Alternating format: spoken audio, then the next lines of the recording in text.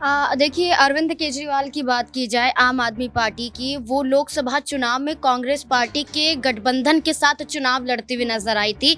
जहां 4 सीटें आम आदमी पार्टी के खाते में थी, तो वहीं 3 सीटें कांग्रेस पार्टी के पाले में गई थी। देखिए, आज़ाद का रुख अरविंद केजरीवाल के पक्ष में रहा है। आप देखिए कि पहले भी ऐसा लगा था कि अरविंद केजरीवाल और आम आदमी जो आज़ाद है उनके बीच में यहाँ पर एक गठजोड़ होता हुआ नजर आएगा दिल्ली को लेकर। चूंकि आपने सही कहा कि कम से कम 20% के आसपास यहाँ पर दलित वोटर्स हैं, तो जाहिर बात है कि आज़ाद अभी नहीं तो आने वाले वक्त में ज़रूर दिल्ली की तरफ रुख करेंगे। देखिए माही, यहाँ पर देखा जाए तो लगातार अरविंद केजरीवाल की तरफ से कोशिशें तो की जा रही हैं कि उनको जल्द से जल्द इस पूरे मामले में जमानत मिल जाए। हमने चुनाव के वक्त पर देखा था कि एक पार्टी के संयोजक होते हुए सुप्रीम कोर्ट ने उन्हें 20 दिन के लिए चुनाव प्रचार के लिए अनुमति दी थी। तो अरविंद केजरीवाल का केस जो है वो काफ़ी अब पेचीदा हो चुका है।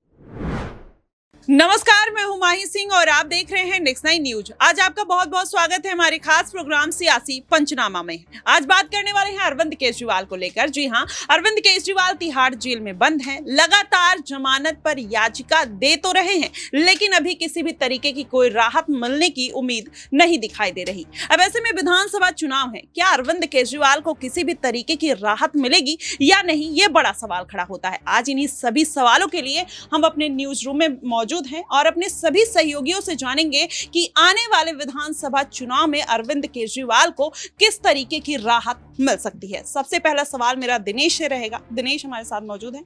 दिनेश, जिस तरीके से अरविंद केजरीवाल की मुसीबतें लगातार बढ़ रही है, जमानत पर याचिका तो लगा रहे हैं, लेकिन किसी भी तरीके की कोई राहत नहीं मिल रही है। क्या लगता है कि विधानसभा चुनाव पर से पहले उनको राहत मिलने की उम्मीद है?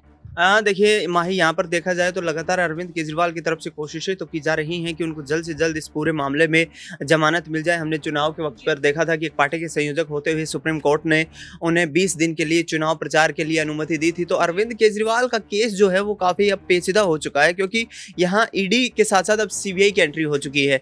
सीबीआई ने पिछले दिनों अरविंद केजरीवाल जिस वक्त सुप्रीम कोर्ट में अपनी पेशी पर पहुंचे, उस दौरान गिरफ्तार कर लिया था और ये आरोप लगाए गए अरविंद केजरीवाल की तरफ से कि ये जो पूरा शराब नीति घोटाला था, इसमें अरविंद केजरीवाल अहम यहाँ पर किरदार थे। उनकी अध्यक्षता में कैबिनेट की बैठक की गई। उस बैठक में फैसला लिया गया कि दिल्ली शराब नीति नियमों में बदलाव कर देना चाहिए। अरविंद केजरीवाल की तरफ से पेश किए गए सबूतों में भी इस बात का दावा किया गया कि हाँ, दिल्ली शराब नीति मामले में जो यहाँ पर नियम थे उनमें बदलाव किया गया है और उन नियमों में बदलाव इसलिए किया गया है ताकि अवैध प्राइवेट शराब की बिक्री पर रोक लगाया जाए। लेकिन ईडी इस मामले को इस तरीके से प्रेजेंट कर रही है कि यहाँ पर जो होलसेलर्स हैं, जो थोक व्यापारी हैं, उनके मुनाफे में जो 5% से बढ़कर वो मुनाफा 12% हो जाता है और उसकी एवज में अरविंद केजरीवाल, उनकी पार्टी के द्वारा बड़ी मात्रा में यहाँ पर पार्टी के लिए चंदा एकत्रित किया जाता है। उस चंदे का इस्तेमाल। दिनेश, मैं आपको काटना चाहूंगी। यहाँ पर सुनीता केजरीवाल आती है, एक वीडियो जारी करती हैं और मुगंटा रेड्डी का जिक्र करती हैं। उन्होंने बोला है कि ईडी ने उनका जबरदस्ती बयान लिया है और उनके बयान को कहीं ना कहीं बदलवाया गया है। देखिए, यही विजय नायर, मोगुंटा रेड्डी, तमाम ये जो लोग हैं, इनको लेकर के आम आदमी पार्टी के नेता यही कहते हुए नजर आ रहे हैं कि इनके कोई संबंध नहीं है। ईडी ने खुद इन गवाहों को तैयार किया है और अपने आधार पर ईडी इनसे बयान ले रही है, जबकि इनकी यहाँ पर इस मामले में कोई यहाँ पर प्रेजेंस नहीं थी। किसी तरीके से इनसे कोई इन्वॉल्वमेंट नहीं ली गई थी और कोई किसी भी ड्राफ्टिंग में ये जो है शामिल नहीं थे। लेकिन बड़ा सवाल ये खड़ा हो जाता है कि ईडी पर जब ईडी ने जो आरोप लगाया है 100 करोड़ रुपए लेन देन का, तो उसके पुख्ता सबूतों की मांग अरविंद केजरीवाल के पक्ष के द्वारा की जा रही है कि हमें वो तमाम सबूत जो है यहाँ मुहैया करवाए जाए, लेकिन सबूत नहीं मिल पा रहे हैं। सबसे बड़ी चुनौती यहाँ पर ईडी के लिए ये बन गई है। और 5% से बढ़ाकर 12% मुनाफा करना, इसका मतलब ईडी की तरफ से, सीबीआई की तरफ से ये दावा किया जा रहा है कि चुनाव में उस पैसे का इस्तेमाल किया गया, आम आदमी पार्टी के फंड में वो पैसा गया है और ऐसे में अरविंद केजरीवाल की नाक के नीचे ये पूरा शराब नीति घोटाला हुआ है। ऐसे में अभी राहत मिलना उनको यहां से मुश्किल नजर आ रहा है, क्योंकि दोनों प्रमुख जांच एजेंसियां और बार बार उनकी तरफ से जो सॉलिसिटर जनरल यहां पर पेश हो रहे हैं, सुप्रीम कोर्ट हो, हाई कोर्ट हो, राउज एवेन्यू कोर्ट हो, वहां पर वो दावा करते हुए नजर आ रहे हैं कि तमाम सबूत हमारी तरफ से इकट्ठा किए जा रहे हैं। आने वाले वक्त में और भी परतें खुलती हुई नजर आएंगी। जी बिल्कुल, आने वाले समय में परतें खुलेंगी। लेकिन क्या सबसे बड़ा जो सवाल है अरविंद केजरीवाल का विधानसभा चुनाव में बाहर आना, उन्होंने इंडिया गठबंधन के साथ कहीं ना कहीं अपना रिश्ता तो तोड़ दिया है, लेकिन क्या आने वाले दिनों चुनाव में अगर किसी तरीके की कोई राहत नहीं मिलती है तो किसी और पार्टी के साथ गठबंधन करेंगे। हमारे साथ नाजमीन है। नाजमीन, जिस तरीके से राहुल गांधी के साथ अरविंद केजरीवाल ने कहीं ना कहीं अपना गठबंधन तोड़ दिया लोकसभा चुनाव के बाद, क्या विधानसभा चुनाव में अगर उनकी पार्टी की स्थिति मजबूत नहीं हो पाती है, वो जेल से बाहर नहीं आ पाते हैं, तो क्या गठबंधन करते हुए दिखाई दे सकते हैं किसी और पार्टी के साथ? देखिए, अरविंद केजरीवाल की बात की जाए आम आदमी पार्टी की, वो लोकसभा चुनाव में कांग्रेस पार्टी के गठबंधन के साथ चुनाव लड़ती हुई नजर आई थी, जहां 4 सीटें आम आदमी पार्टी के खाते में थी तो वहीं 3 सीटें कांग्रेस पार्टी के पाले में गई थी। लेकिन नतीजा यहां पर ये निकलकर सामने आया कि ना ही कांग्रेस और ना ही आम आदमी पार्टी कोई सीट जीत पाई। भारतीय जनता पार्टी सातों की सातों सीटों पर जीत दर्ज कर लेती है। इसी आधार पर विधानसभा चुनाव को देखते हुए आम आदमी पार्टी की तरफ से एक बड़ा फैसला लिया गया कि विधानसभा चुनाव में वो कांग्रेस पार्टी के साथ गठबंधन नहीं करेगी। लेकिन जिस तरीके से और राजनीतिक दल अपना वर्चस्व बढ़ाते हुए नजर आ रहे हैं, जिस तरीके से इस बार के लोकसभा चुनाव में जीत हासिल करते हुए नजर आए हैं, इस आधार पर आप कह सकते हैं कि उत्तर प्रदेश की कई पार्टियां मौजूद हैं जो आम आदमी पार्टी के साथ दिल्ली में गठबंधन के साथ चुनाव लड़ सकती हैं। लेकिन ये मुमकिन इस बार नजर नहीं आ रहा है। वो इस आधार पर क्योंकि केजरीवाल की तरफ से, उनकी पार्टी की तरफ से खुद ये ऐलान कर दिया गया है कि वो गठबंधन विधानसभा चुनाव में नहीं करेंगे, क्योंकि उन्हें मालूम है कि 3 बार जो मुख्यमंत्री की कुर्सी पर वो काबिज हो सकते हैं। विधानसभा चुनाव में अच्छा प्रदर्शन आम आदमी पार्टी का रहता है, तो ऐसे में किसी पार्टी के साथ गठबंधन के तहत वो अपनी सीटों का बंटवारा नहीं करना चाहेंगे। तो जहां तक है, आम आदमी पार्टी अकेले ही विधानसभा चुनाव लड़ती हुई नजर आएगी। लेकिन अरविंद केजरीवाल को लेकर एक बड़ा सवाल खड़ा हो जाता है कि जहां पर आरोप ये लगाए जाते हैं कि जब दिल्ली राउज एवेन्यू कोर्ट की तरफ से अरविंद केजरीवाल को राहत मिल जाती है 20 जून को, उसके बाद क्यों ईडी अधिकारी इसको चुनौती देते हुए हाई कोर्ट में नजर आते हैं, जिसके बाद और भी कई खुलासे होते हुए दिखाई देते हैं। यहाँ पर 150 वकीलों की एक चिट्ठी यहाँ पर सीजीआई चंद्रचूड़ के पास पहुंचती है, जिसमें कई खुलासे किए जाते हैं, जिसमें ये दावा किया जाता है कि जो ईडी अधिकारी के जो वकील हैं और जो दिल्ली हाई कोर्ट के जस्टिस हैं वो आपस में भाई हैं। यहाँ पर पारिवारिक रिश्ता नजर आता है। तो आखिरकार क्या कोई रणनीति अरविंद केजरीवाल के खिलाफ तैयार की जा रही है? लेकिन अभी तक इस पर कोई जवाब सीजीआई की तरफ से तो नहीं आया है।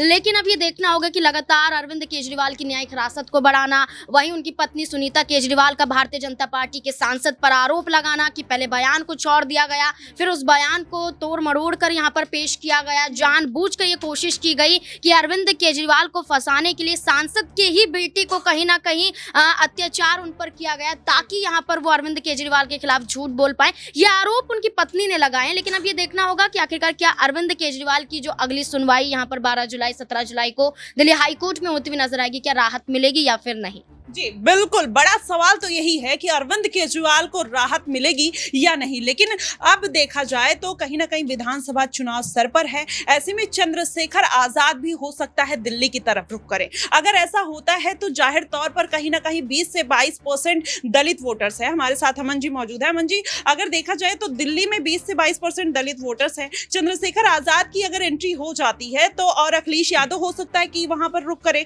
तो ऐसे में क्या लगता है कि अरविंद केजरीवाल का समीकरण बिगड़ जाएगा और फिर उसका फायदा भारतीय जनता पार्टी यूपी की तरह उठाती हुई नजर आ सकती है? देखिए, आज़ाद का रुख अरविंद केजरीवाल के पक्ष में रहा है। आप देखिए कि पहले भी ऐसा लगा था कि अरविंद केजरीवाल और आम आदमी जो आज़ाद है उनके बीच में यहाँ पर एक गठजोड़ होता हुआ नजर आएगा दिल्ली को लेकर। चूंकि आपने सही कहा कि कम से कम 20% के आसपास यहाँ पर दलित वोटर्स हैं, तो जाहिर बात है कि आज़ाद अभी नहीं तो आने वाले वक्त में ज़रूर दिल्ली की तरफ रुख करेंगे, क्योंकि दिल्ली में जिस तरह से संत रविदास का जो मंदिर तोड़ा गया था उसको लेकर भी काफ़ी उत्तेजित हो गए थे और काफ़ी दिनों तक यहाँ पे आंदोलन देखने को मिला था। और आपको याद होगा कुछ दिनों पहले भी उन्होंने यही बात कही थी कि भाई राम मंदिर तो बन गया, अब संत रविदास मंदिर कब बनेगा इसके बारे में भी बीजेपी को बताना चाहिए। तो आप देखिए आने वाले दिनों में ज़रूर आज़ाद चाहेंगे कि दिल्ली में भी उनकी जो दखल है वो मजबूत होती हुई नजर आए। आप देखिए जो उत्तर प्रदेश में 10-11 सीटों पर जो अभी उपचुनाव होने वाला उसमें भी वो कह सकते हैं कि अपने प्रत्याशी उतारने वाले हैं। महाराष्ट्र की बात कर रहे हैं, हरियाणा की बात कर रहे हैं, यानी कि कई जगह पर अब वो अपने पैर पसारते हुए नजर आते हैं। तो दिल्ली भी ज़रूर चाहेंगे दिल्ली में वो आए। और मुझे ऐसा लगता है कि अरविंद केजरीवाल के साथ मिलकर शायद वो आने वाले दिनों में ज़रूर यहाँ पर चुनाव के लिए अपनी रणनीति बनाते हुए नजर आएंगे। अगर इक्का दुक्का सीटों पर भी उनकी पार्टी को अरविंद केजरीवाल चुनाव लड़ने का मौका देते हैं तो यहाँ पर कहा जा सकता है कि उनकी जो राजनीतिक एंट्री है वो दिल्ली में होती हुई नजर आएगी। जी बिल्कुल, ऐसे में अब अरविंद केजरीवाल क्या चंद्रशेखर आजाद का साथ लेते हुए नजर आएंगे? बात ये नहीं है कि उन्होंने ऐलान कर दिया है, बात यह है कि अगर अरविंद केजरीवाल की पार्टी कमजोर पड़ती है, अगर उनको किसी भी तरीके की जमानत नहीं मिल पाती है, तब क्या अरविंद केजरीवाल की मजबूरी बन जाएगी। पहले तो वो कांग्रेस पार्टी को भी कहीं ना कहीं कोसते हुए नजर आते थे, लेकिन अपनी राजनीतिक मजबूरी की वजह से अरविंद केजरीवाल ने समझौता कर लिया। अब ऐसे में फिर से माना यही जा रहा है कि हो सकता है कि आने वाले दिनों में अगर चंद्रशेखर आजाद दिल्ली में अपनी पैठ बना लेते हैं तो वहां पर अरविंद केजरीवाल की मजबूरी बन जाएगी चंद्रशेखर आजाद का साथ देने की। ऐसे में भारतीय जनता पार्टी को भी नुकसान देखने को मिल सकता है। फिलहाल आपको क्या कुछ लगता है कि आने वाले दिनों में क्या 12 से जो 15 जुलाई अरविंद केजरीवाल को डेट मिली है उसमें उनको रिहाई मिलेगी या नहीं, आप हमें कमेंट बॉक्स में जरूर बताइएगा। फिलहाल के लिए बस इतना ही। देश और दुनिया की तमाम खबरों के लिए हमारे साथ बने रहिएगा नेक्स्ट 9 न्यूज पर।